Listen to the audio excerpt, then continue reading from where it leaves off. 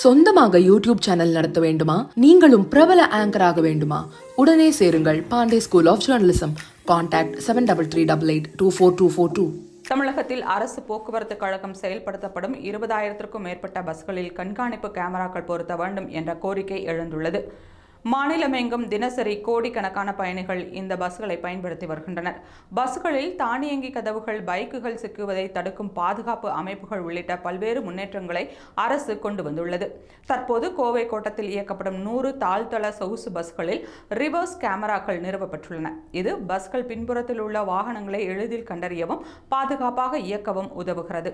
இந்நிலையில் பயணிகளின் பாதுகாப்பை மேலும் உறுதிப்படுத்தும் வகையில் பஸ்களின் உள்ளே கண்காணிப்பு கேமராக்கள் அமைக்கப்பட வேண்டும் என பயணிகள் வலியுறுத்தி வருகின்றனர்.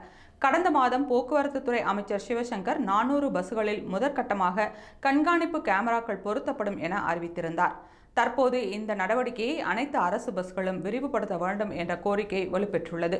போக்குவரத்து கழக உயர் அதிகாரி ஒருவர் 100 பஸ்களில் ரிவர்ஸ் கேமரா அமைத்துள்ளோம், அனைத்து பஸ்களிலும் கண்காணிப்பு கேமரா அமைப்பது குறித்து ஆலோசனை நடைபெற்று வருகிறது.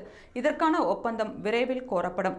ஒப்பந்தம் உறுதி செய்யப்பட்ட பிறகு ஒவ்வொரு பஸ்ஸிலும் 4 கேமராக்கள் வரை பொருத்தப்படும் என தெரிவித்தார்.